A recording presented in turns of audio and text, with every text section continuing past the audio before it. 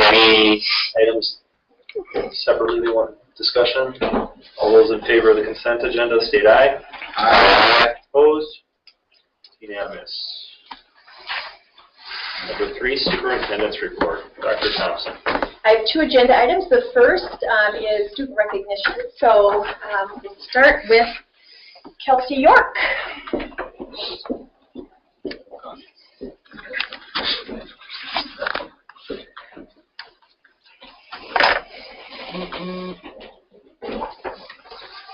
Kelsey. I'm going to read a resolution by the school board. The school board of the Muskego Norway School District hereby commends Kelsey York for the distinct honor of being named a Presidential Scholar. This is a tremendous achievement that began with a pool of 3,900 candidates who demonstrated exceptional academic performance on either the SAT or ACT assessments, along with a nomination from the State Superintendent of Public Instruction. Nominees must participate in rigorous academic activities during the competition, demonstrate leadership, and be active in service to their respective communities. Kelsey York is to be commended for earning the honored designation of Presidential Scholar. As a Presidential Scholar, Kelsey York is a member of an elite group of only 121 students nationwide. The U.S. territories, nationwide and the U.S. territories, and students from families of U.S. citizens living abroad. Through this superior achievement, Kelsey York has brought honor not only to herself, her family, but to the Muskego Norway schools and community as well. The Muskego Norway School Board congratulates Kelsey York for her outstanding achievement and wishes her well in her future academic and career endeavors. Congratulations.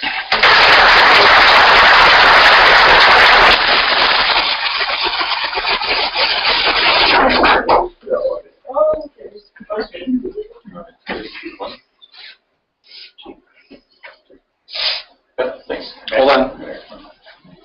Got it. Thank you. Now we have 3 students here from the chess club, and so I'll invite Nick and Chloe and Kyle if you want to come on up, and then we'll read a certificate that will apply to all 3 of you.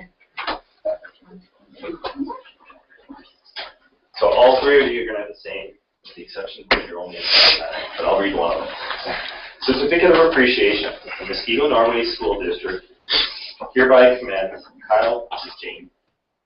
All right, for his outstanding accomplishment of being a first-place team winner representing Laketon Middle School in the Wisconsin Scholastic Chess Federation Tournament. The individual grade level competition includes 5 teams at the 6th grade level. Kyle is to be commended for demonstrating exceptional critical thinking skills and strategies necessary to prevail against formidable opponents in the game of chess. Through this achievement, Kyle has brought honor not only to himself and his family, but to the Muskego Norway schools and community as well. The Muskego Norway School Board wishes Kyle success in his future higher education endeavors. Congratulations.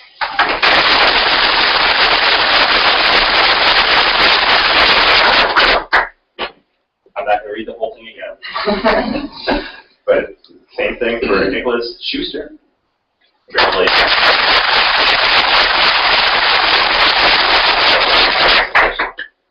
Last one is for Chloe Dempsey.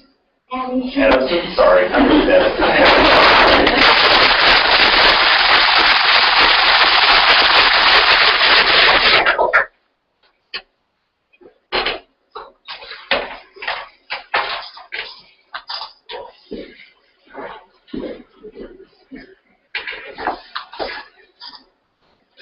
One more.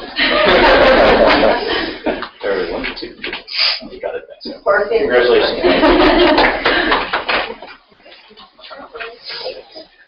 Now we have a number of students who participated in the, make sure that I have this right, Science Education Partnership Award. And there are actually 3 different, research teams. Thank you. Thank you. That we have students here for. So if Willa, Marley, Amy, Jonathan, Colin, Nicholas, Mitchell, and Benjamin, if you want to come on up, and then we'll address each one of you with your research that you conducted. Thank you so much for being here tonight. Just stand over here. The first 2. First three. Yeah. Certificate of Appreciation, Muskegon, Norway School District hereby commends Willa Sao? Okay, sorry. For her outstanding accomplishment of being a first place team winner in the Science Education Partnership Award competition through the University of Wisconsin-Milwaukee. The competition included 75 environmental toxicology research projects from 12 schools in southeastern Wisconsin. Willa is to be commended for her research project titled The Effects of Parental Lead Exposure on Fathead Middle Embryo. This achievement, Willa has brought honor not only to herself and her family, but to Muskegon, Norway schools and community as well. The Muskegon, Norway School Board wishes Willa success in her future educational and career endeavors. Congratulations.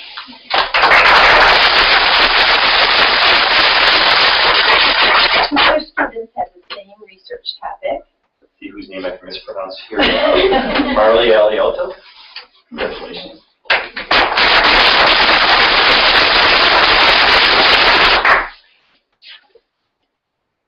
And Amy Rothwell.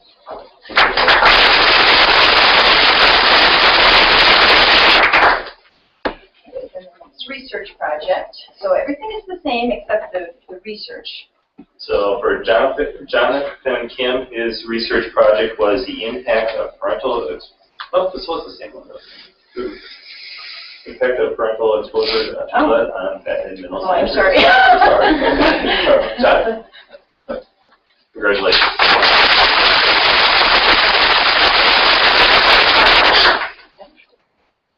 And this one's the same as well. Colin. Congratulations, Colin.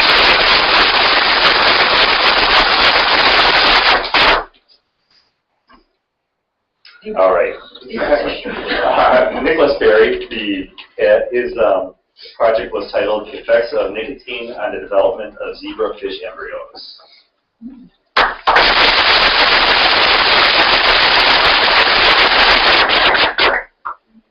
And Mitch Quavick had the same project.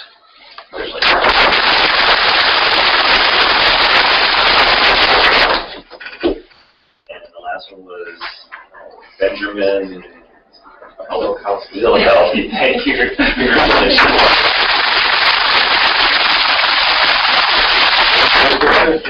Great. You want to stand in the front here?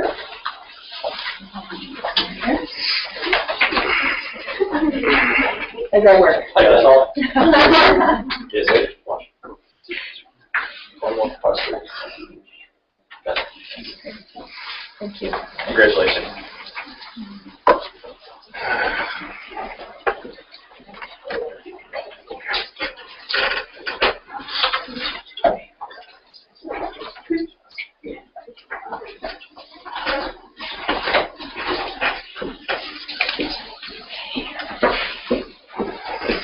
The second item on the superintendent's report is an update on our one-to-one program, which was started just this year with 5th and 9th grade students. We have a Chromebook that's accessed by 100% of our students in grades 5th through 5th grade and 9th grade, and it will expand next year to include 5th, 6th, 7th, and then 9th, 10th, and 11th. So, Tony, our Chief Information Officer, is here to provide that follow-up information, how the first year went, and kind of a look ahead on how we're preparing for the next phase.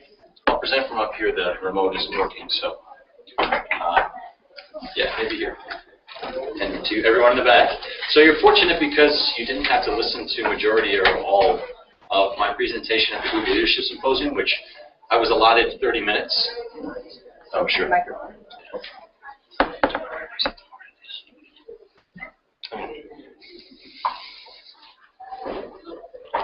I was allotted 30 minutes, and I spoke, I think, for 45. So if I figure I aim for 10, maybe it'll end up at 15. That's when I guess it's so. As you can see, the purpose of me being here is for our Google Leadership, our Chromebook one-to-one. My goal is to simply review the initiatives that were created back in May of 2013. It's something that the board had agreed upon, and this is going to be the process going forward for the implementation of a rollout of our one-to-one Chromebook initiative. Once again, that was starting in 5th grade and also 9th grade. So we had an implementation in middle school and an implementation at the high school.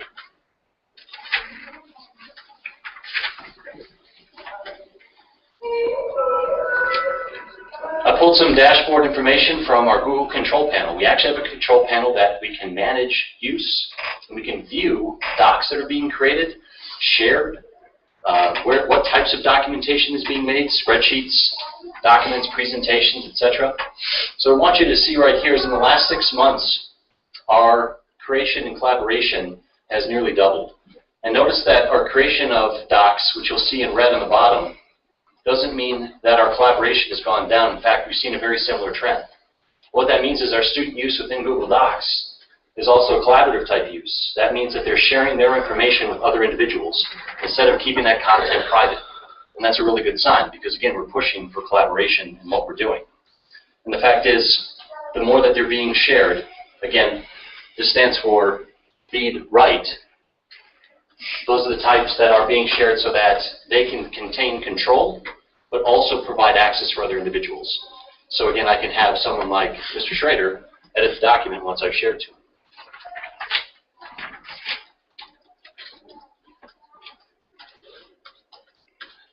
In spite of the fact that we're promoting collaboration, we're still seeing a lot of email.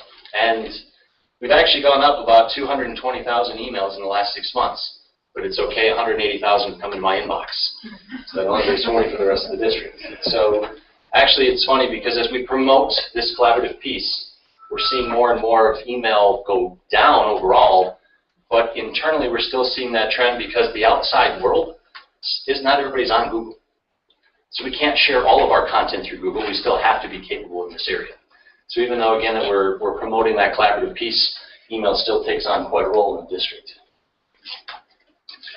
This is a report of doc creators.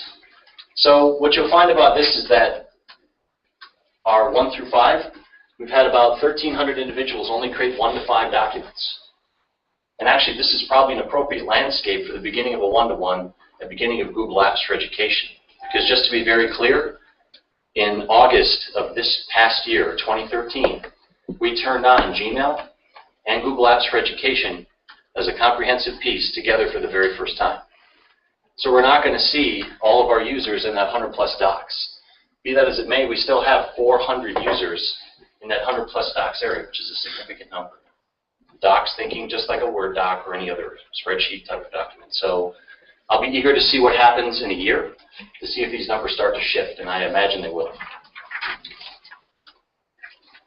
Our next initiative, the 3-year plan of actually rolling out the device. So noting that Google Apps for Education was the first part of it, that wanted to be our platform. The Chromebook sits very well on top of that platform because, again, it's a Google-based product.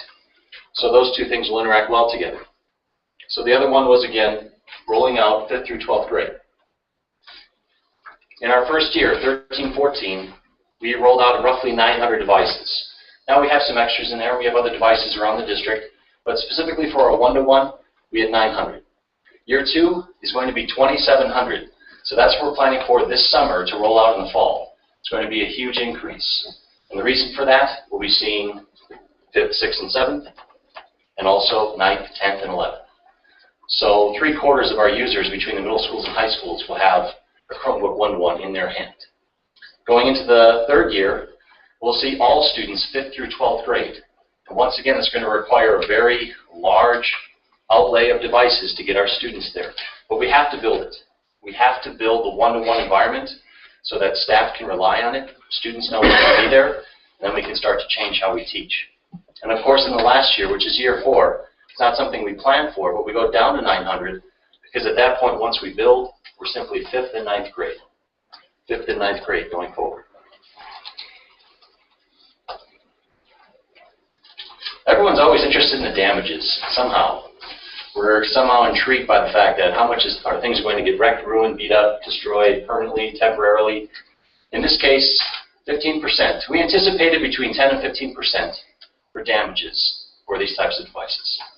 And the damages vary from a bezel, the plastic bezel, popped key, cracked screen, something more cosmetic. We tracked everything. So we have a document for every single damage that is created on any device by school, and so we simply punched out a percentage.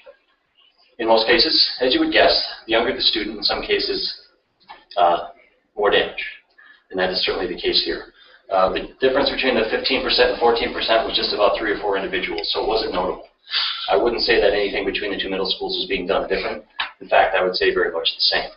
And at the high school, I think what's going to happen as we continue to grow, we also had a few devices that were lost, and then a month went by, and then they were miraculously found again. We are going to be collecting these devices for summer, and there's a few reasons for that. A, we don't want our students necessarily taking the devices without any supervision all summer long, no check-in point, and no nothing. Also, in the summer, we feel maybe they shouldn't be attached to a computer the entire time if they don't have to be.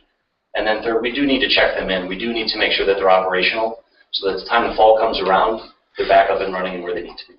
So that the same students get the same Correct. one next year. Yep. So we actually have them tracked into our Destiny library system. They're barcoded by our librarians. They code them to the student. They'll check them in like a book and check them out, back out again in fall. So. What if they're in summer school? Summer school, they'll have device access throughout the day, but they won't be able to take them home. There might be reasons why they could do that, and we'll make that a teacher basis, making those decisions. So. Continued emphasis on upgrading our network, another one of the key initiatives. Just like heavy traffic on the highway, we need to have a backbone that they can travel on. And in this case, our district is no different. We have ultimately the decision to make of, okay, we can allow the devices to continue to work in our current capacity, or we can anticipate the demand is going to increase. You saw the graph that showed 900, 2,700, 2,700, and 900 again. It's a lot of devices to put on our system, and we have to be ready for it. Our bandwidth is going to increase as well. When I came to the district, we were at 100 meg. Now the district is at 400 meg, thanks to previous planning. And next year we'll be capable of going to 1,000, known as 1 gig. Why are we capable of that? We've set forth the capacity in the district to be able to get up to that point, but we can stagger our increments. We don't need to jump from 400 to 1,000 if it's not absolutely necessary. So as an example, utilization, when it's typically at about 80% on a regular basis of our maximum use. So if we were about 320 megabytes per second on a regular basis for utilization in the current year, that would be a good sign we need to make the next jump. We can jump in 200 megabyte increments. So that would take us to 600 meg. The other type of utilization or indicator that we need to jump is that if we're peaking. Now we might peak and we might jump up to 90%. So if we're in that 360 megabyte range, we're getting a little too close to comfort, time to make the next jump. And again, our internet service provider, which is WISNet, affords us the opportunity to say we need to make those increment changes as needed. Does that include phone systems as well, or is that just data? Just data going to the internet, and our phone systems will go across our network, but actually I'll get into that next, right? Thank you.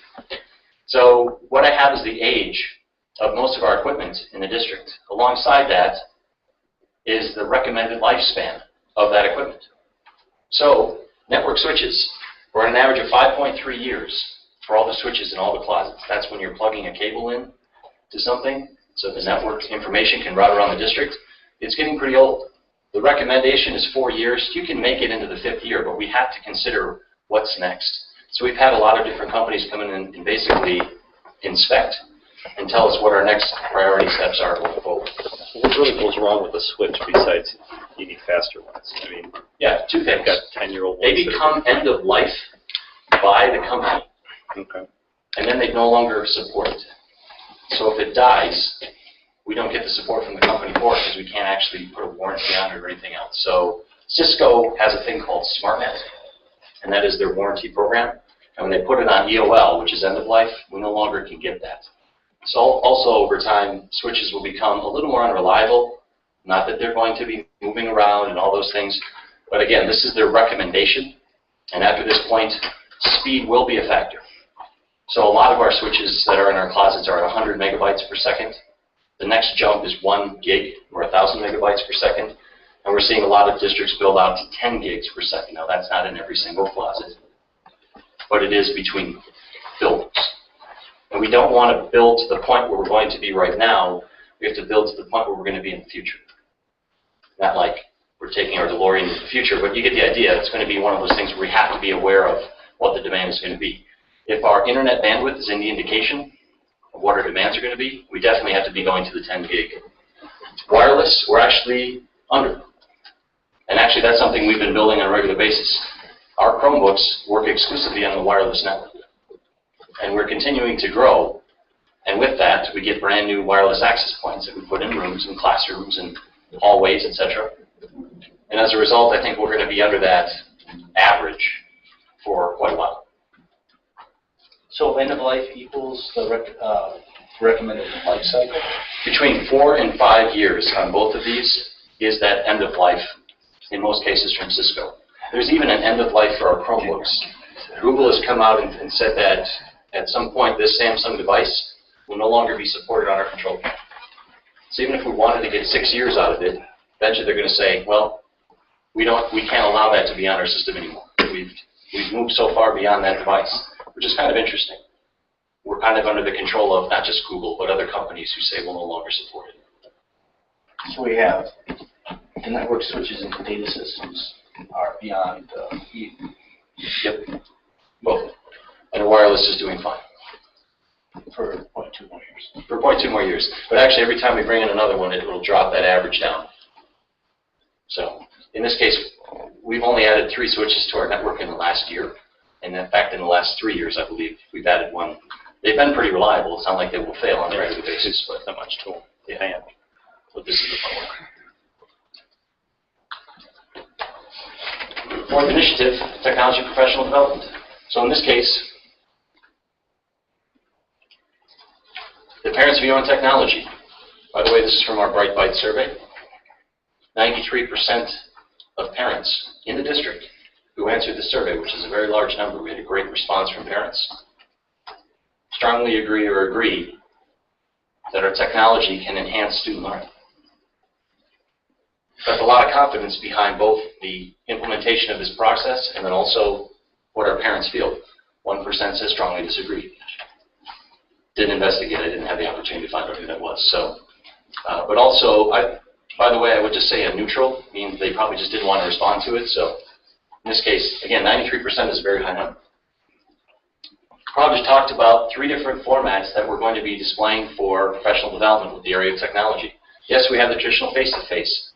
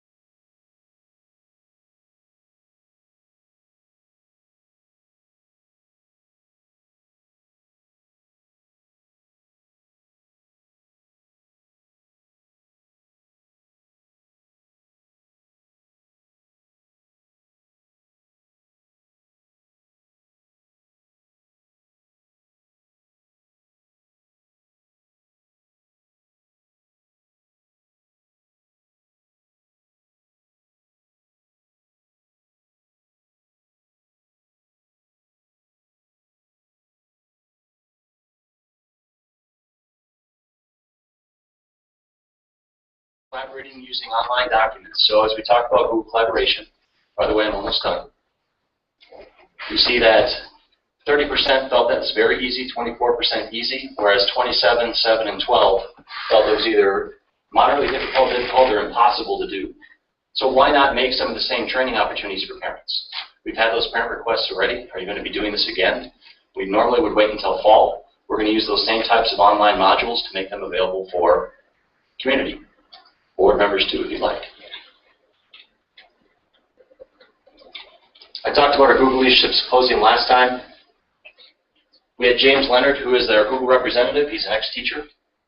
He highlighted the symbols of all the school districts that attended. We had over 35 districts that attended. We had 100 people from around the state. We had 2 board members. We had over 15 students. We were able to take a tour of both Lake Danoon and Bay Lane Middle Schools and also Muskego High School. We've also had several requests from districts that previously attended to bring more people into our schools to look at what's happening. Now, we don't have it all perfect. In fact, I was apprehensive again initially about doing it because I said we're just 1 year into the process. But you'd be amazed how many districts haven't even started yet. So it's a good point to be there where districts are asking, again, to come and see what we're doing, which I know is nothing new. Picture of our students. One of the greatest parts was that they were very engaged in our moonshot thinking. I think some of the credit that was given to the students was that it was very out of the box, very unusual, and very forward. Told you I was done, but one more comment. Our goal is to get a lot of equipment into the schools. It's called access. Our accessibility is growing, but we definitely have to turn the corner on what is integration. That's the hardest part.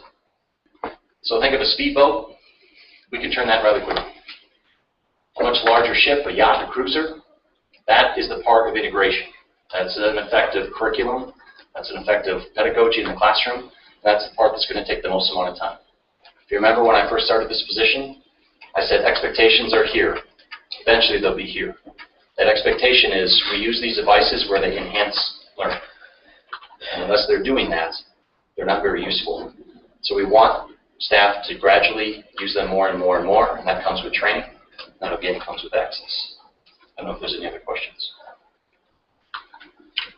Might actually, it'll tie into with Michelle too, your last comment of staff and training.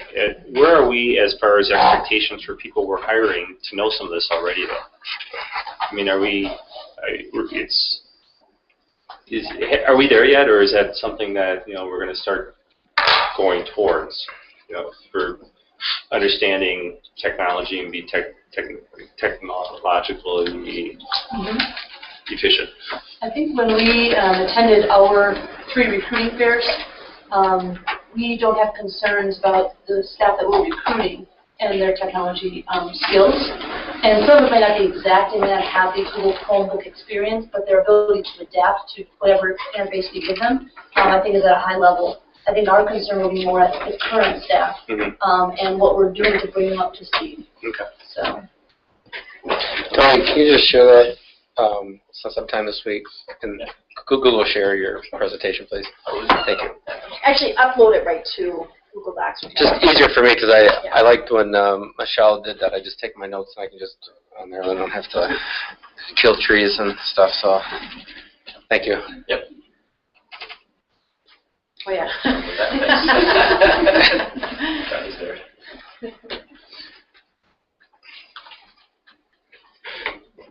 That concludes the superintendent's report. Thank you.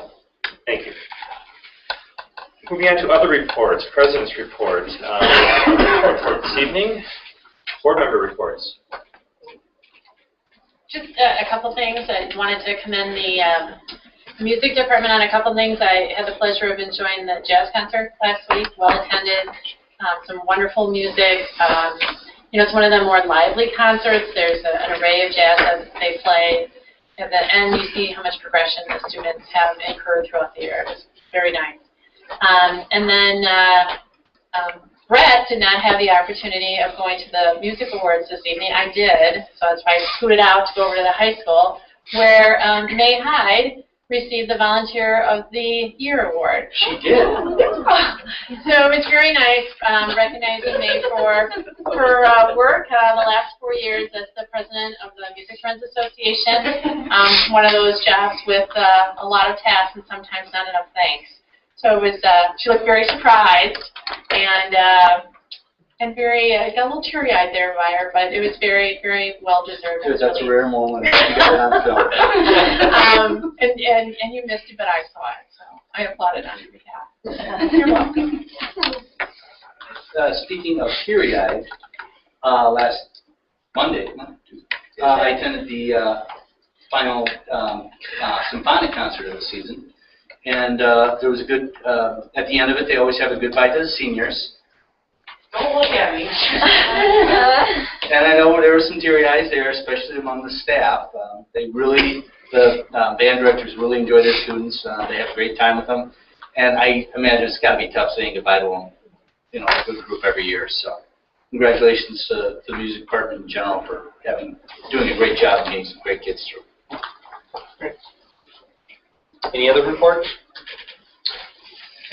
Moving on to Business Services Committee.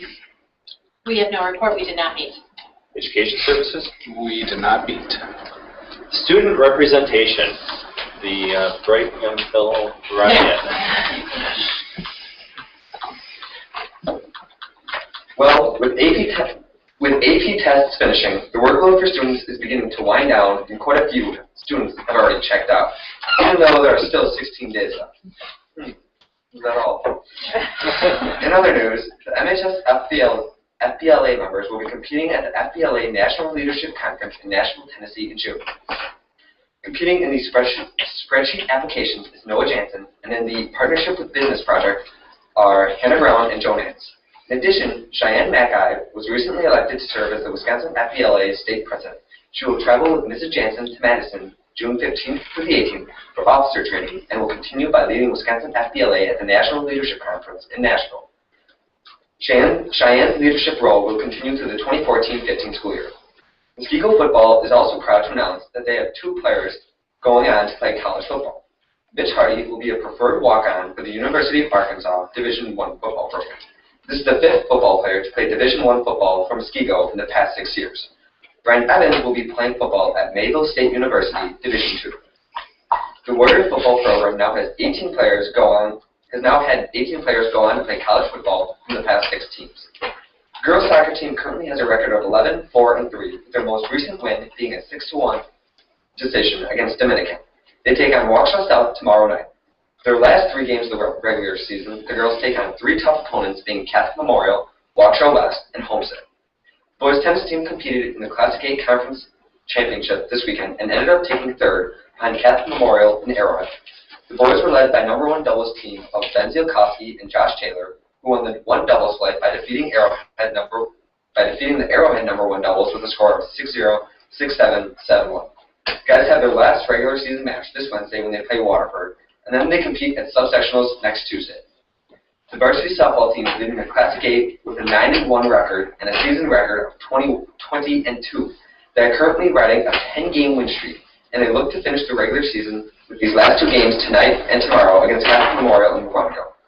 The JV1 team is 14-3, and the JV2 team also has a good record of 15-6. Also this last weekend, the boys track team competed at the Jim Barron Conference Championships and took 5th place with 68 points.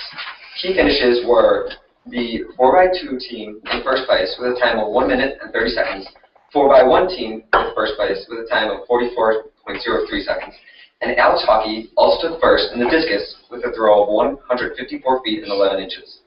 Taking 2nd place finishes were Mitch Klopik in the 800 with a time of 1:58, and Alex Erickson in the 3200 with a time of 9:57.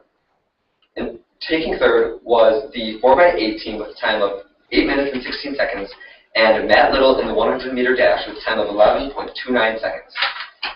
The girls team took 3rd with a score of 102 points. Key finishes for the girls were, in 1st, the 4x2 team with a time of 1:46, the 4x4 team with a time of 4:02.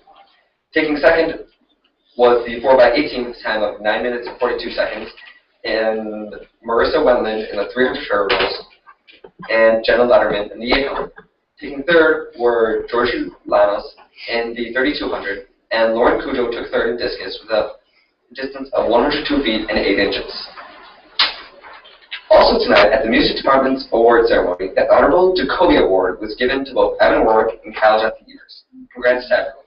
I forgot to mention that. So, we have one more report from you, or coming up? Yes. Or, all right. Yay! One more and then that's it. Are you sure that he's done, or? No, and then we get to see him one more time.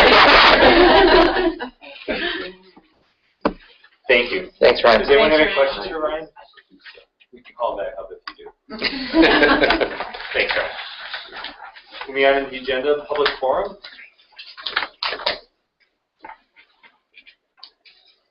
I just wanted to say thank you on behalf of the band program. We got the uniforms a few weeks ago, and they look very, very nice. It was like 3 months ahead of schedule, so better than 3 months late. But I just wanted, because I didn't get the opportunity to march, and most of the band did not, in uniforms the past 2 years, and so I just wanted to thank the school board on behalf of the band program for supporting what we do. And Brittany also was recipient of an award tonight from the music department. Congratulations. Anyone else for public forum? All right, moving on to resolution action items. 2014-15 school board calendar.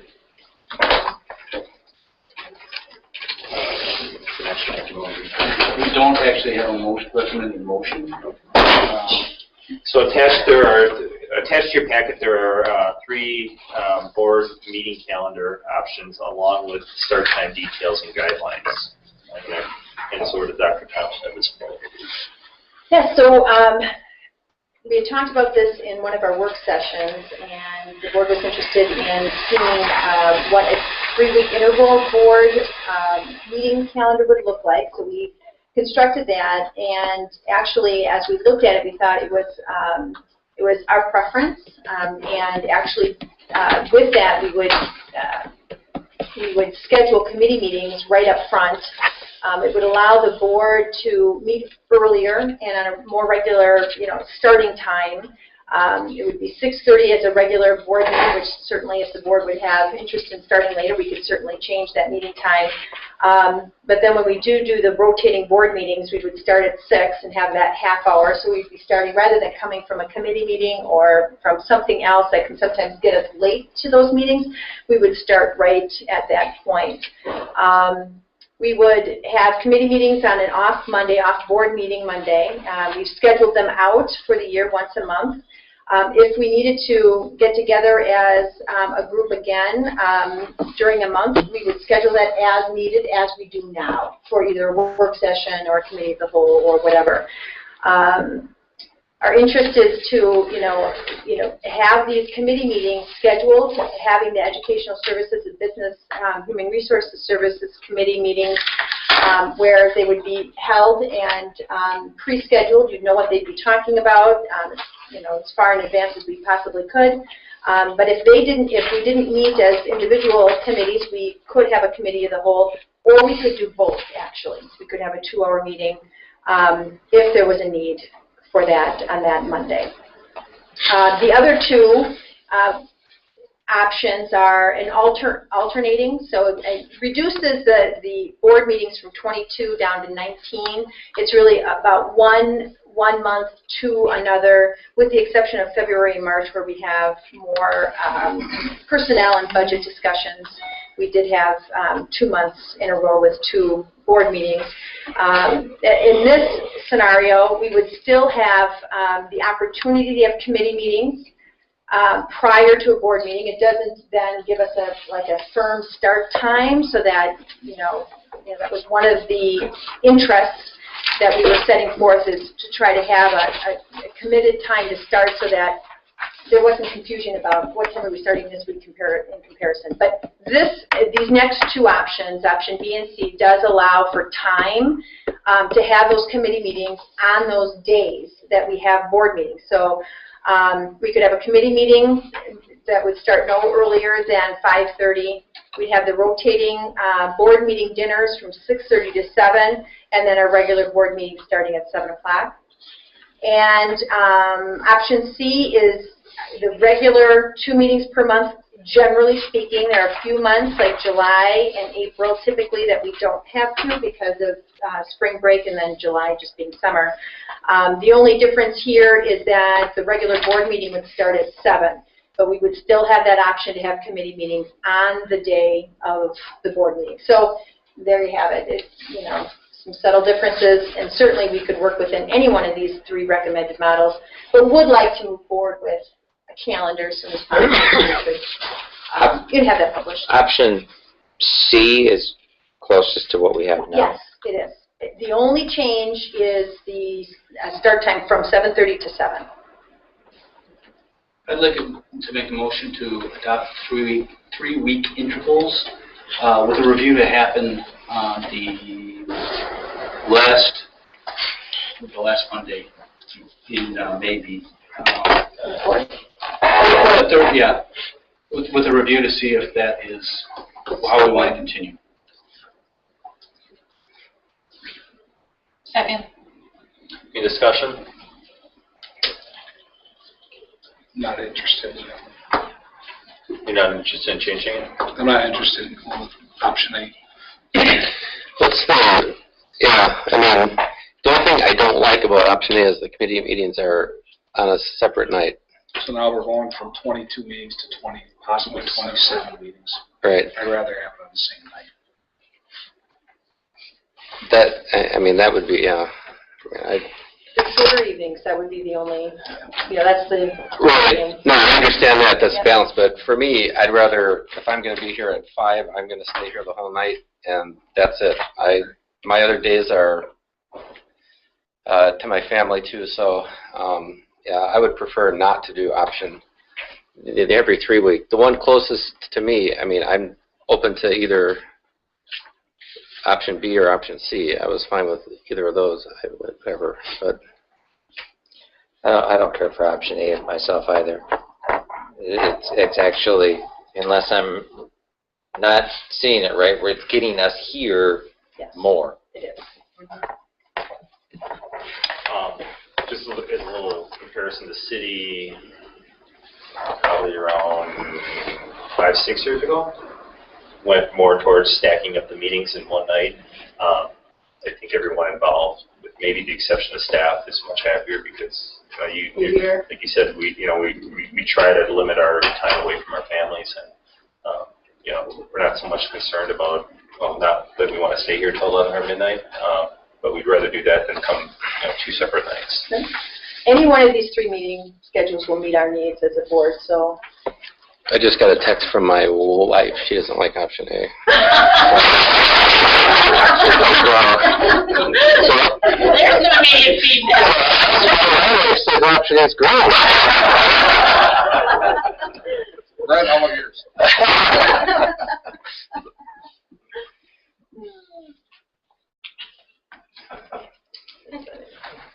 So, any, B, I got really excited about A, so I mean B or Well, right now the motion. So the motion right now is for A, unless the motion maker and the second withdraw their motions and change it. Otherwise, we will have a vote on this. Well, we got 4 who don't like it, so I will withdraw the motion. Second the withdrawal. That being said, can I have a motion for something? well, a motion for option B, but I want to discuss that before we change from what we're currently doing, which seems to be C, right? Yes, it is. All right. Second. All right. So our motion is to go with option B with some discussion. My only concern with that is, so our regular board meetings would go to 7 p.m. Mm-hmm. Are we allowing enough time before that 7 p.m. board meeting to get the work done that we need to get done? Well, without being here too early. Well, and in the States, it won't start any earlier than 5:30, and 5:30 is awful early to get here. That's not an issue with me, but And usually not. Sometimes it can be if I get tied up in the falls, but you know, a lot of times I try leaving the office by 3 if I can and do all my work on this side of town to finish my day, but sometimes it doesn't work out that well. You're coming from downtown, so you don't have that flexibility that I would imagine. It will be very hard for me to start a meeting at 5:30. Now, I can start at 5:45, not a problem. It's just 5:30 tight. And Bob, where are you coming from? Franklin? Waukesha, so 5:45 is fine. If I need to do 5:30, I can probably push that a little bit. And you're coming from downtown as well, correct? Yeah, 5:30, 5:45, I'm in that same, probably depending on the weather, traffic, would be more comfortable with 5:45. Do you have to go into work though? Pardon? What? I mean, you know, if I end up in Pewaukee that day or whatever, I mean, I could probably make arrangements, but still, to count on it, maybe a little bit hard. Dean? I can be here at 5:30. It's not ideal, but Just trying to figure out what, you know, Sure. So I can be here. So it sounds like we should have, try to limit it to 5:45 and with a goal of 6 o'clock maybe, you know, if we're going to have it. If we can't, if you think we have enough time at 6 o'clock, but it's something where we got to stack it in, go to 5:45. Does that sound realistic for everyone? I mean, if you're saying 5:45, I think we're probably pushing. If we can add that, probably makes more sense, you know, to 6 o'clock. But there's stuff we have to get through too. and why don't we set the meeting time for 5:30 with the understanding that people may arrive between 5:30 and 5:45, and if we want to wait, if it doesn't look like we have a lot to do, we'll wait. If we have a lot to do, we'll get rolling. But the problem with that is it's committees, so you know, you have 2 people missing, you don't have a quorum. understood, then you set away. Yeah. Well, we can make it work with 5:45. You know, we'll just, that would be a parameter that we work within. And, you know, with the goal of having things start at 6. Now, that would get a little tighter with rotating board meetings if we have the dinner at 6:30. Obviously, then we'd have a half hour from 6 to 6:30. 45 minutes, sometimes it's just a little bit more. Why don't we, for the rotating ones, shoot for 5:45 on that one? You know, for half the, that's what, about half the year? Or Shoot for 5:30 even? Or 5:30, yeah. What are we trying to accomplish? I mean, other than having a uniform start time? That was the biggest. That's the biggest thing. That was the biggest piece. To have a uniform start time so that there's efficiency in everybody's calendar. I know that the board meeting starts at this time, and it's not about double checking every single time that we're meeting together. Also, an opportunity to see if it made sense for us to start a little early, because if we go to 10, 10:30, whatever, there you know, sometimes it kind of Breaks shit off at There's that fatigue. there is, and so you have a full day of work, and then you're doing all this. If we can bump up the start time of our board meetings, that would possibly help with that as well. Well, and certainly, even like Brett had mentioned, and you know, depending on how much one passes, let's say we start at 7, if after 3-4 meetings it's just not working, you know, we can reevaluate it, correct? We could. I would like a scheduled review a year from now, which would be the May 18th, just so we have the discussion, we may decide we love it, or we want to make some Or adjustments. tweak it. You want it a year? Review. What if it's not working? You gotta wait. A scheduled review, so Kelly can put it on the schedule. At least this way they can find the calendar out for the school year. Yeah. That's the biggest thing. So if you want to step into it and just change by half hour the start time, we could go with the 22 meetings, the option C or B, whichever one. And you know, this year, for instance, we did cancel a March meeting. We could, you know, if we feel that we don't have any. Unlike this current year where we had March with 3,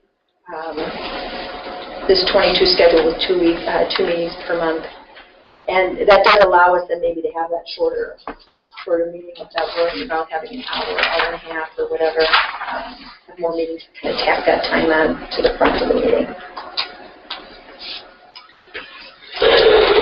I mean, the difference between option B and C is what, a couple of 3. 3? Which, trust me, we'll fill in with something else. Right? Yeah. Okay. There'll be meetings, it just won't be regular school board meetings, there might be work sessions or something else. Okay. But let's give that flexibility. Right. We could change any of these board meetings. So 3 less meetings from that standpoint does work out better because we are going to have those work sessions and everything else, so. So, those I'm still doing. Yeah. So, I guess, right, I mean, body-wise here, I guess then this is, it's a moot point for me. It's just that if we start at 6 or 5:45, that's the only change. So, okay. For the committee work. Mm-hmm. Yeah. Okay. Okay. Any other discussion on this? I think we should go with B and see how it works, and if it doesn't, we just need, I think we're gonna fill up our 2 a month anyway, so. We probably will early on because that's what our Neola is our policy work. So in September we have 1 meeting. We'll probably have some policy work to do during the month of August and September to get all of those policies in anyway. Is there since we're talking about scheduling and stuff and our technology talk tonight, we all are part of Google now. Is there a way of having the board meetings automatically put on our school board calendar, our Google calendar, we each have our own individuals? Yes, we can so do we that. can have that just put on there and Sure. start times for the committees and everything else. It's just a quick reference also. Yes. You know, because most of us have smartphones. What we'll do is you'll schedule if the board is approving the 7 o'clock regular board meeting, we'll put the 7 o'clock, we'll put 7 to 10 for every board meeting that's on the schedule. And then the committee meeting would be the only thing that you would have to look to see. And actually, in rotating, we could. But couldn't you put it, once you know what it is, you can We could just change, add it. just add it. Sure. Right. Yeah, Yeah. invite you to it. Right. Yep, we can do that, absolutely. Any other discussion? All those in favor? Well, go ahead, Tony. You can explain this to us so we can vote? What? Oh, sorry. you gotta vote. Oh, Oh, I forgot about that. Popping up. Yep. Popped up. Yep. If you go back to your, oh yeah, sure enough. Yep. Wow, exciting. Yeah. Okay, what do we do? if you go back to the agenda, You know, Yep. do it. that item, it should pop up and say It will show. abstain the EA. So we can vote at any time. Once it pops up, we can vote? Yes. Yes. So wait. You're an IT, right? So, okay, so it's I. Okay, got it. Never mind. Where does it show? Where does it show up? Everybody voted? Yeah. Does it show up once the 7th vote goes through? Yeah. She gets refreshed. Oh, gotcha. This is really. So does it only show up on the screen or does it show up on our No, I'm- screen as well? I think it'll only show up on the dashboard. I can't contain myself. Yeah. Hardly. Yeah. I just refreshed. So I gotta turn around and see if things pass. Good thing We'll get a little mirror here for you. good thing this wasn't the 4 cable. Yeah. Where the fire truck was. That's not a good one. Come on, Bar, make magic happen. I just tried to. You saw what happened. Someone just asked. All right. Oh, If you go back to the Services previous- maybe go contract back. is the next item now. Go back to the previous item and see if it comes up. Okay.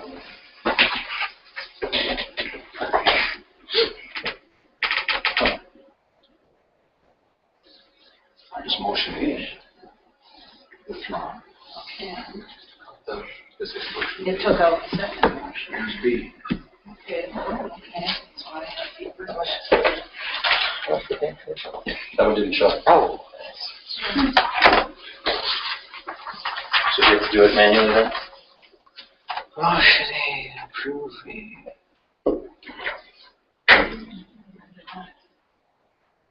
I think we'll have to do a manual call then for vote. Or, Well, the motion is actually gone, because now what I have here is option A, the first motion. And that one was withdrawn, so, add the motion again. Who moved? It was Eric moved. Eric moved, Lisa- I Lisa seconded. seconded.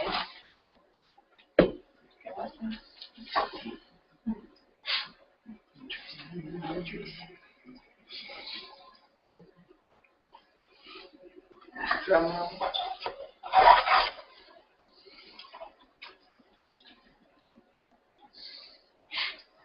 It's a good time to work it out. Just one audience member.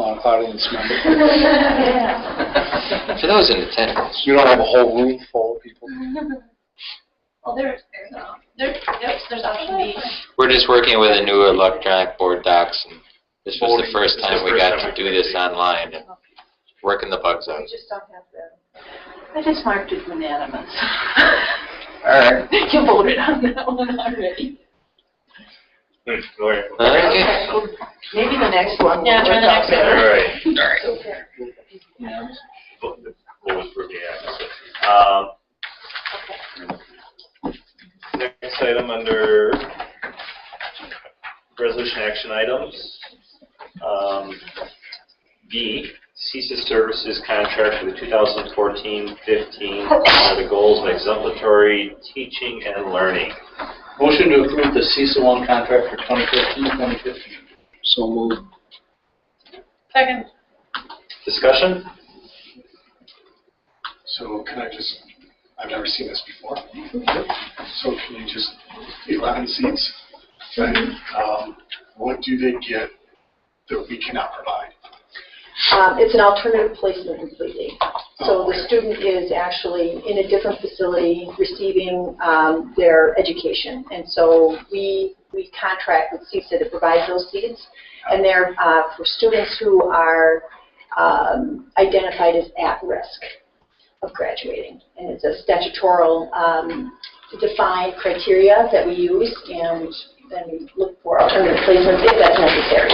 But we do have also credit recovery, and we have different programs within our high school also that differentiate and personalize education. But there are options for allowing kids to receive outside services. Is this just a budgeted item for next year? What if we don't use these seats or something like that? Is it prorated then, or how does that work? Yes, I believe it is. But I'll let you know if it's not. But I believe we just reserve 11 seats, and then if so that they know how to budget. But then Every year we get to review the CISA contract. And so each of the directors reviews the portions of the special ed. Harry would review at least reviews for those as well. And they get to pick the number of seats, and then we're billed based on that submission. And if I remember right, if we need more seats, which I think we have in the past, it just comes back to the board with whatever that cost is. yeah, if they have room. Any other questions or discussion on this item?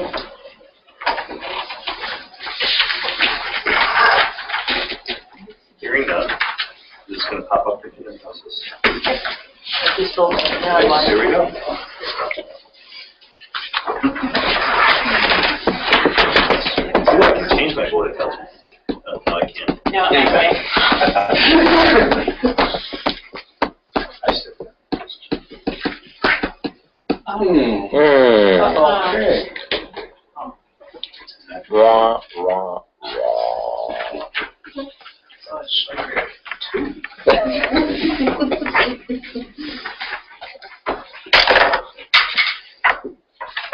There we go. All right. Did it show up on your devices? No. No. Which actually would be a Really nice. It would. If you refresh that portion, it'll show up on mine. It showed up. Yeah. Refresh what? I just touched the agenda item again, yeah. Okay. and then it came up with the error I made the last time was that Oh, yeah, there it is. the Okay, online it does. voting and then hit Oh, yeah, it final closed it. resolution. Oh, okay. So that was my error. Okay, yes, it does show up on here. Oh, all the way down. Yeah. Look at that. Actually, I didn't even have to refresh it. oh, It does it. All right. Technology. Under resolution action items, item C, under sound stewardship, donations, Muskego Primary School District. Motion to accept with thanks the following items. For the district, from the city of Muskego, cable studio equipment at an estimated value of $12,943.89. for Muskego High School from the Muskego Cheer Booster Club, $750 and $216.50 for the purchase of backpacks. So moved. Discussion or questions? Thank you. Thank you. Thank you. What will we do with that donation from the city? Thank you. Yeah, so most of it had been moved into the high school. There's a back room that Corey Kepler will be setting up most of the equipment. It's very high-end equipment. It's very nice. It's not stuff that had been passed down and then just was left over. There are things with teleprompters, very large cameras, quite a few tripods, lighting systems, soundboards, video. So majority of it will stay at the high school. What does not fit, because there is a capacity of space, will go to the middle schools, where they'll use it there with our integration team. So, and the rec department from the city has asked that if they need to use it in the future, we're allowing them to do that too. So that's kind of an agreement for the process. Now, did they get out of the cable TV business, or what? Did they upgrade, or what? They did not upgrade. No, they're not producing. So the cable club is now defunct, essentially. Yes, they did have 150 VHS tapes with certain recordings. Did we get those? So no. Can I see like old council meetings with Eric, Chris, and I? I'm sure they're on there. So. There was a night of fun. Yeah. Popcorn, everything. Oh my gosh. All right. Any further discussion?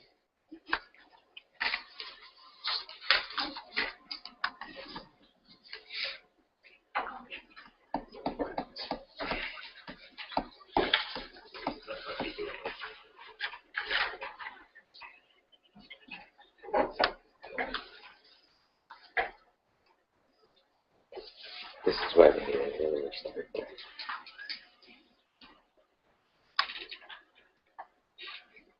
The motion passes unanimously. Thank you. All right. Item D, textbook purchases under some for teaching and learning. Motion to approve textbook purchases as presented. So moved. Can I get a second? So you don't want to buy both? I'll second. Michelle, you want to just give them a little update? The only thing that has changed from this table is Lisa has removed, if you'll notice at the end of the table, it says middle level mathematics 6 through 8. That's going to be determined at a later date based on the feedback that she received. And then also the concern about the shipping, she is working to negotiate that right now. So that hasn't been resolved yet, but the amount that's on here would never be exceeded. So what you do approve wouldn't exceed that shipping cost. Any other questions, comments? All right.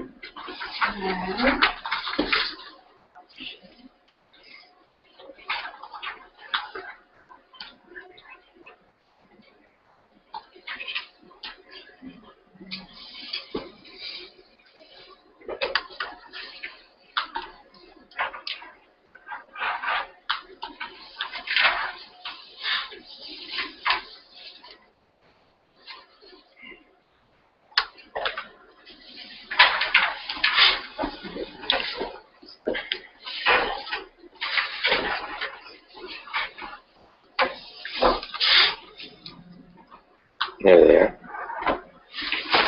Motion approved.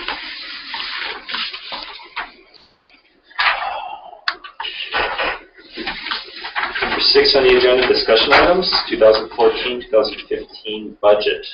I assume this is just a slot holder. Anyone have any specific questions at this point? Otherwise, it's a standing agenda item. Hearing none. Moving on. Item B, employee handbook changes under highly effective personnel. So included in your, or uploaded online for you, were 2 versions. One of was the employee handbook with a lot of the changes that were made, and the other one was more of a clean draft for you to review. When we moved to employee handbooks, we had an individual handbook for each of our employee groups.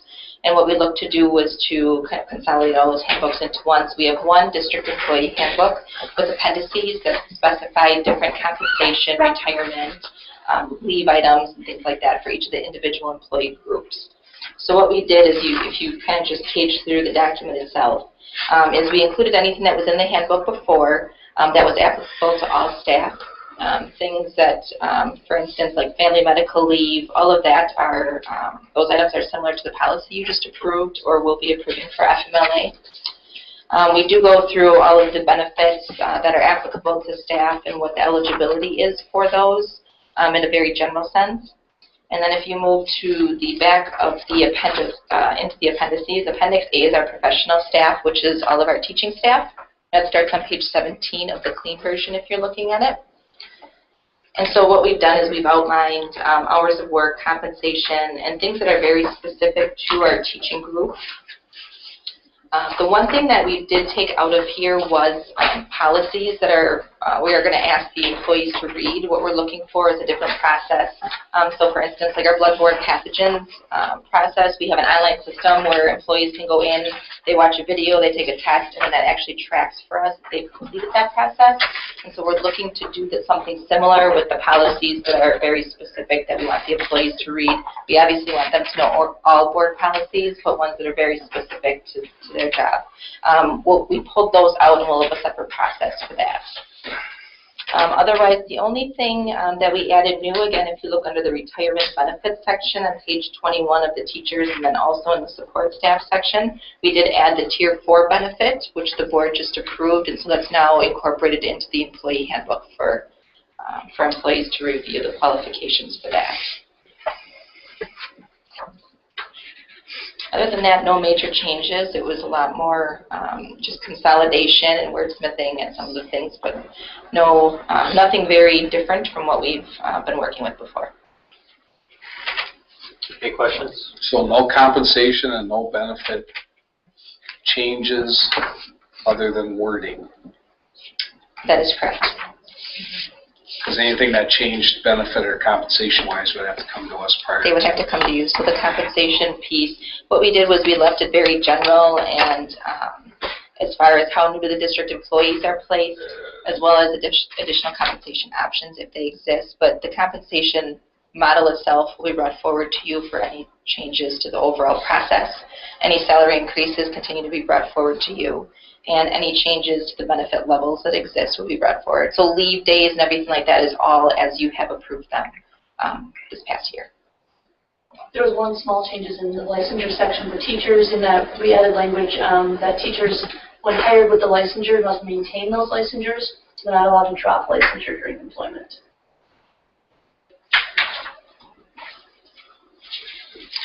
Thank you for uploading the markup and the clean. It was messy, that wasn't it? But it helped me go through the marked up one. If I had questions on the clean one, I went back to the marked up one, and I never had to call and bother you. So thank you. No problem. So if I was hired with a certain license and it's not required to sustain what I was hired for, I still can't get rid of, drop it? Well, our perception is that when you're hired for those licensure areas. Yeah, but what if I was like hired as a teacher and I had a principal or That would be different because that's a role and responsibilities change, so that's a contractual difference. But our language is really in relation to a math teacher having a math license and a science license, or socials teacher having an econ license in geography. Yeah. So if it's not required for the position I'm hired in, I can drop it? If they have a teaching license, we want them to keep all of their teaching licenses. So for instance, some teachers might have a middle school kind of focused license and an elementary. We like to hire those teachers because there's flexibility. So when we go through some staffing, we have options for that staff member. That staff member might say, I only want to be a middle school teacher from now on, so therefore I'm going to drop my elementary. We're saying, no, we hired you because you have these multiple certifications. We hired a Spanish teacher out of physics. We love that. There were a couple of years that you did teach physics and Spanish. So the more options, more licensures that the teachers have, the more flexibility is. Certainly if there was something that somebody would come to us and indicate. But, you've seen it, guidance counselors moving to regular education, for instance, those types of things. It gives us opportunities.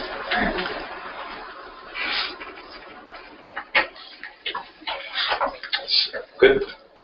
Sure. Anyone else? discussion item only at this point. We'll come back on June 2nd for approval. Moving on with the agenda. Item C, Tier 4 enrollment. That's back to you. So this is an update. This past year, the board approved the final structure for retirement benefits for newly hired employees after July 1st, 2013. And what we've gone from, we have 4 different tiers now. Our first 2 tiers are actually a health and dental and then a health retirement benefit given to employees who qualify at those levels, more to grandfather employees that had that benefit level when Act 10 went into place. We included a Tier 3 benefit, which is a 403B or a cash payout contribution. And so what Tier 4 is now is for any new employee hired after July 1st, 2013, the district is going to do a matching contribution to a 403B, and that's going to take the place of any other retirement benefit.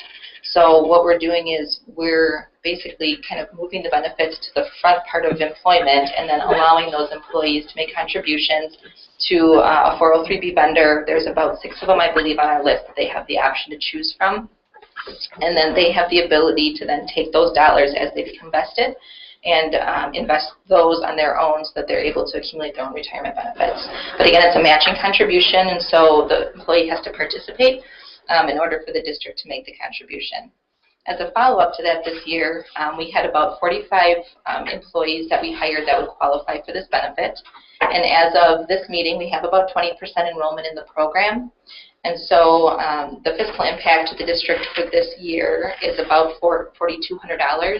So that's what the district is paying in to match the contributions that have been made by those employees that are participating.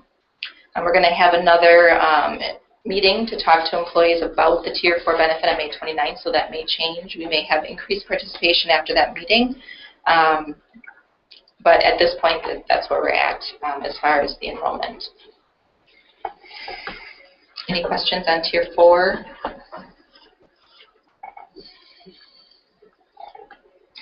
All right, thank you. Item D, transportation contract renewal under sound stewardship goals. And that's me again. So we received our transportation renewal proposal late, so I apologize. That did go into packet today. We have been with Lamers for the past 3 years. Next year would be our 4th year under contract. A couple things to consider with renewal. We have the ability within our contract to renew for an additional 2 years. So when we originally went into place, under contract with Lamers, we went under for 3 years with the option to renew an additional 2 years. Our board policy states that every 6th year we're required to bid out transportation services. Doesn't mean we can't do that sooner. And so what we asked Lamers for was a proposal for a 1 year and a 2 year. They also threw in a 3 year, but that would go past what our policy guidelines would allow for. You will notice that within the proposal that they sent, if you go to, let me just rotate this, sorry. If you go to the option that they provided for a 2 year extension, you'll notice that the rates will increase 2% from this current year. And if we did just a 1 year extension, they would increase 2.25%. At this point, we went through a lot of RFP processes for a number of other things in the district this year, which will be coming forward to you within the next month. So we did not go out for bid for transportation services. We would like to recommend a 1 year renewal with Lamers. The 2.25% is within the budget that we have budgeted for the 14-15 through that process.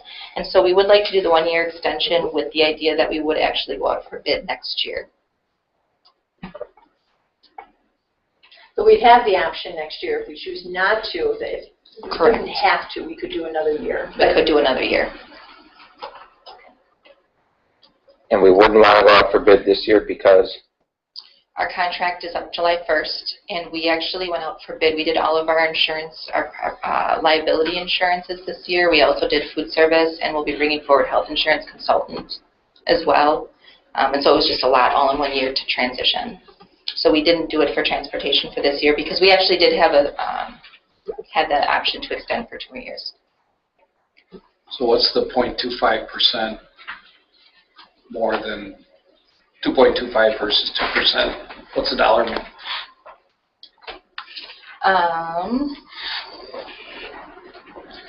I don't have the total dollar value of what that is. I can bring that back for you. So they're saying 2 year would be 2%, 2%? And if we did 1 year, it's 2.25%? I'd like to know what that dollar amount is because, to be honest with you, are we having any issues? 2% doesn't seem too crazy, to be honest with you. It's not. And if we're not really having issues, which I haven't really heard that we are. We're not having significant issues with And neighbors. our budget says 6 years. Why not just do the 2 and 2? Which we could do as well. I can get the total dollar value of what the cost of the contract would be. Okay. The difference between the two. The only issue that we have, and I think it's with every company that we're going to have it, is this time of year with all of the activities and field trips and sporting events and those types of things. Having enough buses to support everything that we do. We have had to go to another company a couple times to support additional trips, but I think that that's something that's going to happen regardless of what company we're with. They do already pull buses out of their Milwaukee station for us when we need it, and they do try to work with us as much as possible. I know there have been some complaints of the activities office because they deal with it more. We get the complaints from parents usually in the beginning of the year, and then they fade off, and we have 1 or 2 a year, but nothing significant from lamers that we've experienced. How does that work with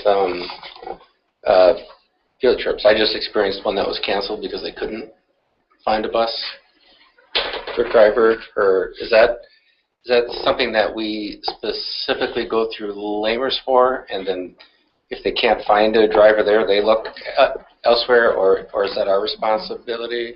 Right now, our contract doesn't require us to go with them. However, we get better pricing because we send most of our business their way. What we have not done is looked at negotiating a separate contract with another vendor if, in fact, we couldn't find a bus through lamers. We do have the option to go with, for instance, another company. However, the costs are more significant because they're just getting a one-time, piece of our business. And so the field trips don't have to be canceled. It's just a more substantial cost. Okay.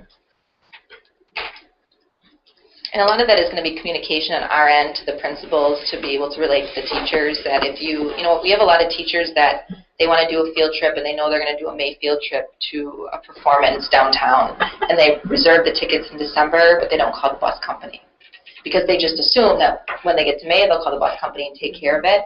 And so it's just more communication on our end that the farther ahead you can plan for those things, the less likely we have issues. The other issue we run into is sometimes with spring sports, especially last year with the cancellations and makeups, and it's really hard. We have a consistent schedule, and then when we have to go off that schedule, it does make it more difficult. So it's the schools that call the ESC to schedule that, or the principals themselves don't schedule it? The principals themselves do schedule it, yes. Okay, so they have a contact with each of the schools, Amherst, and they yes.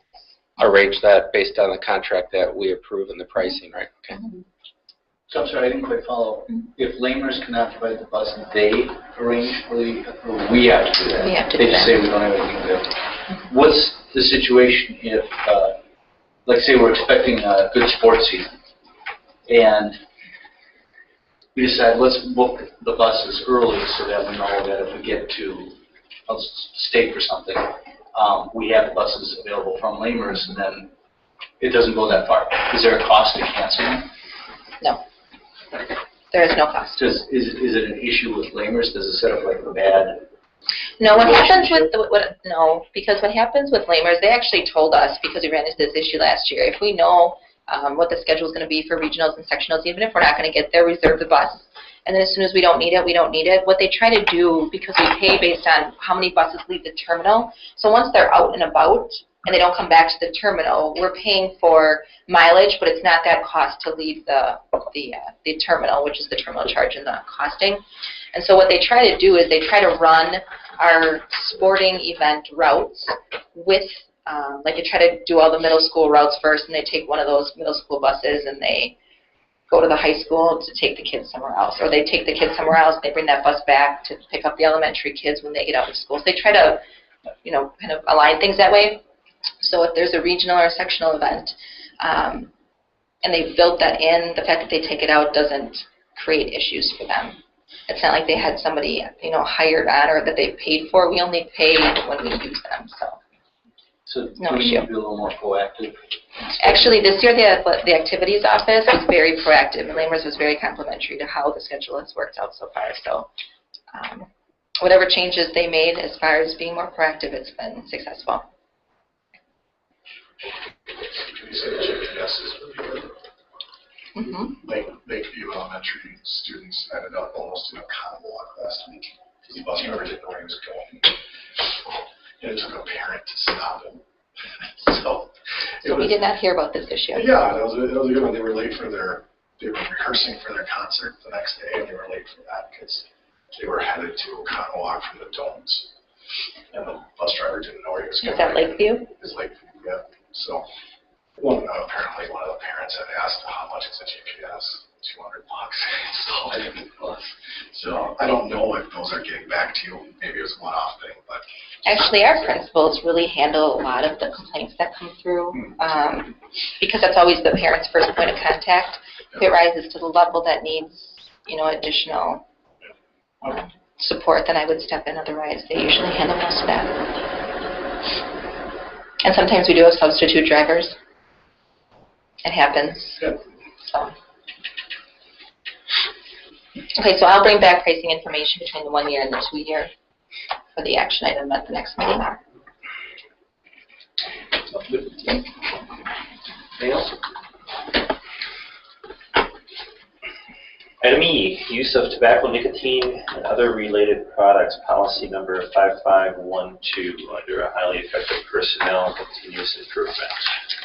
So this is the first Neola policy that we're bringing forward for the board to consider. And the reason we're bringing it forward out of kind of the sequence of the rest of the policies is being very specific in the inclusion of e-cigarettes because of just the increased kind of use or, that we're finding them. The high school would like to have the policy in place before the start of the school year so that they can put that in and be very explicit about the expectations of those devices on school property. So that's the reason we're bringing it forward. Actually, you'll see as we go through this process, it's really good that Neola has everything online because they'll have a tobacco policy not only for students, but then they'll have one for support staff, for professional staff, for administrators, and for visitors. So the same policy will come back to the board for approval for each one of those groups. But it's all about the process of easy to find. So support staff will know these are the policies that govern my work, our work. So that's the background on the policy. And the old policy is in here for your review. Any questions?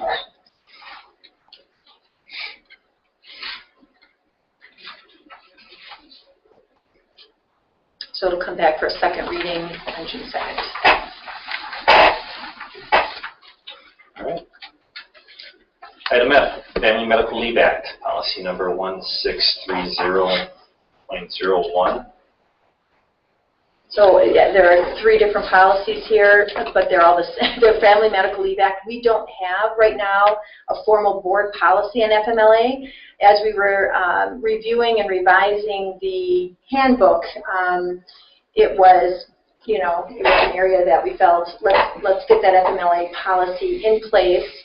And then we'll mirror what is in that policy to our handbook. So Julie, these are long policies, and this is an example of there being an FMLA for administration, for professional staff, and support staff. And for the most part, they're the same. There's just minor change for the support staff. So if you want to just share the overall, FMLA. Sure. The way that the Neola policies work is at the back of the policy, obviously, they reference if it's, U.S. code, any code, or if there's any state statute assigned. And so with FMLA, they very specifically just take the federal law and the state laws, and they lay out specifically what the eligibility is for FMLA and what qualifications that we review to see if somebody is qualified for leave or not, how much leave is available, and then some of the serious health conditions. So what it does is it spells out to people what FMLA specifically is, and then our handbook is actually the process that you would follow as to how to submit forms and those types of things. So this is an overview of the law, and then our handbook gives the direct contacts and forms and things that the employee would need to follow to submit a request for FMLA.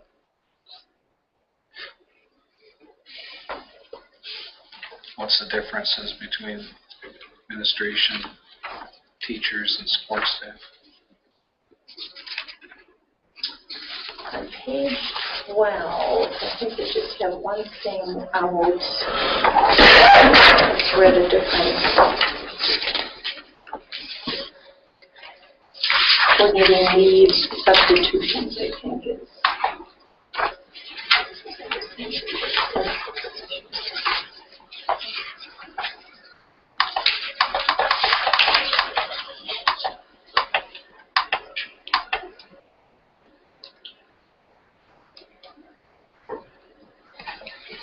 It's the manner in which the leave can be taken. So there's a section in there for administration and for professional staff that is not in there for our support staff. Which can you point out? Sure, page 12. 12. Yeah. Okay. So, well, it actually starts on page 11. But then it continues on. Instructional staff members, individuals whose principal function is to teach. So that language is the difference.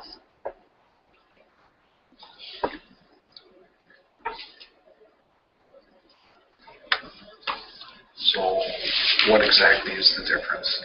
I'm not following here. So it's under manner in which leave can be taken? Yeah, so and then you go into this on page 12, which is policies that says instructional staff members, so it's speaking specifically to, and they lump administrators in there too. I'm not sure why.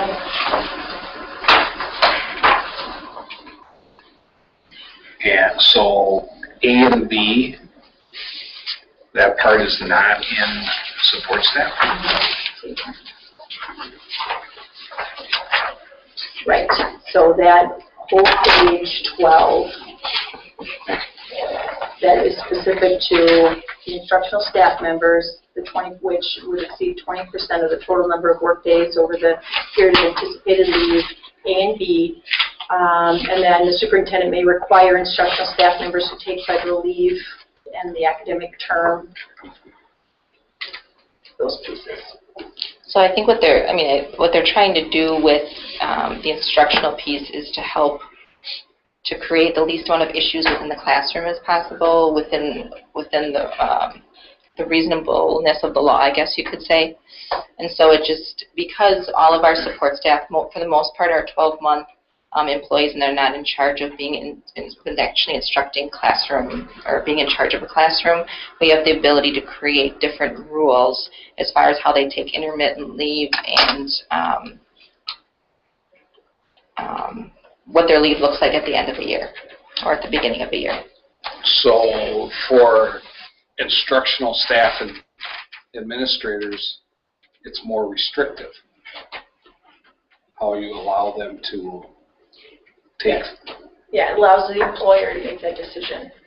It makes more sense for them to end up the academic year. Right, and if a teacher were to come back and they've had a substitute, let's say for a full 12 weeks, and there's 2 weeks left of school, we can bring the teacher back and not necessarily have to put them back in that classroom. We can maintain consistency in that classroom at the end of the year for the sake of the students, bring the teacher back and put them in a position that's like their position, just on a temporary basis. Okay, so it gives them some of that flexibility. So the amount of time that they can take, the total amount of time does not change, no. It's just how you can reintegrate them yes. into the system.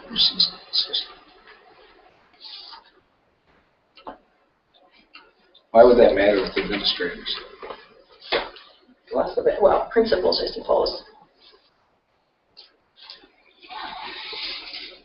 So all of them meet the letter of the law. We're just yes.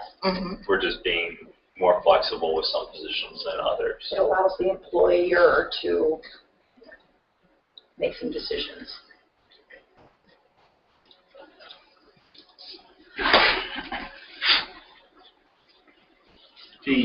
Are we changing all of our policy numbers?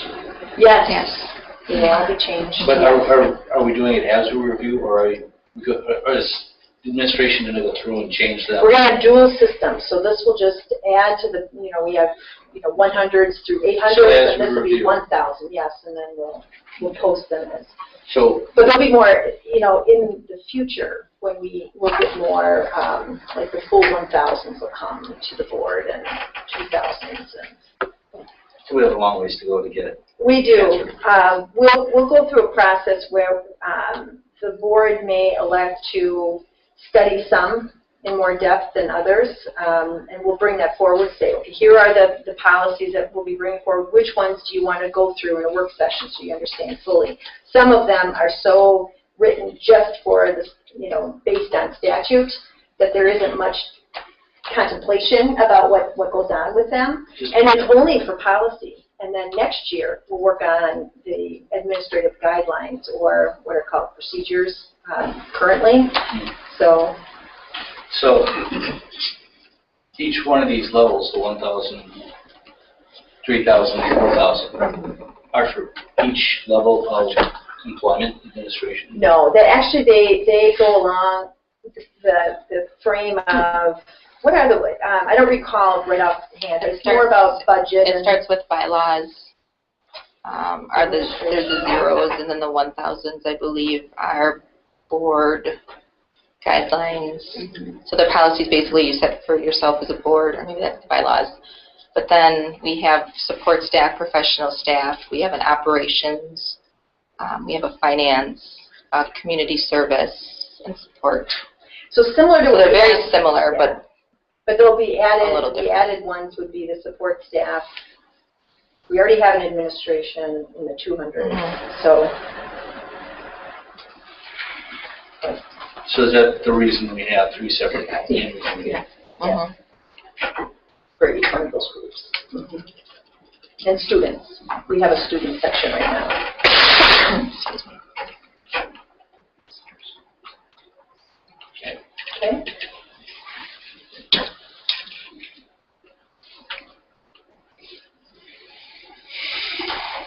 Any other questions?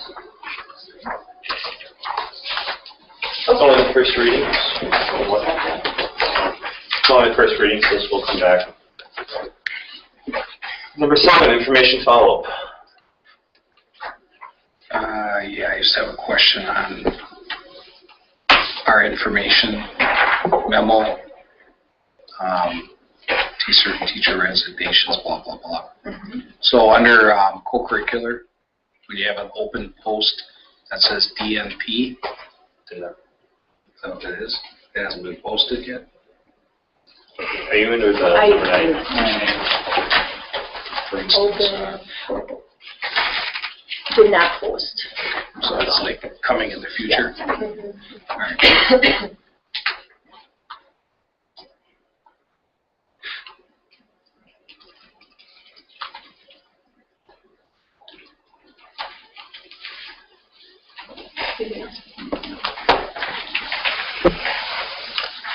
So it's just fall that's on there.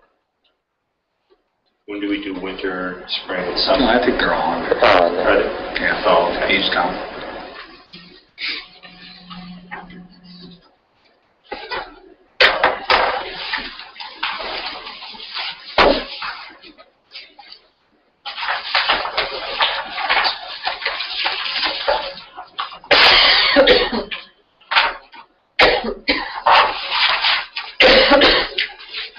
No, we're not.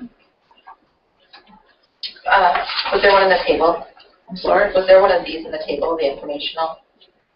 Who's in the back? Okay. Yeah, but electronic pack doesn't have all I think scores. there's 2 different ones.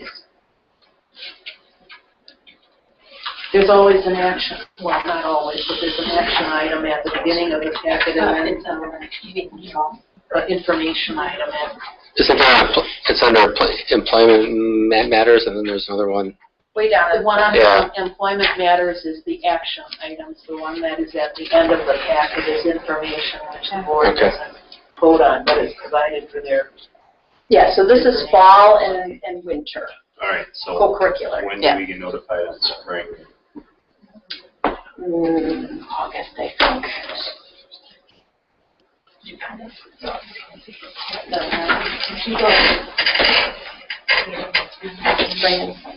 Yes.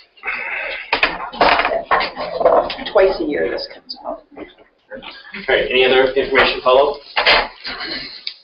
Hearing none, can I get a motion to go into, well, actually, why don't you read the closed session? Motion for a closed session for Wisconsin Statute 19.851E for the purpose of deliberating or negotiating the investing of public funds or conducting other specified public business whenever competitive or bargaining matters require a closed session, specifically food service vendor. So, Second.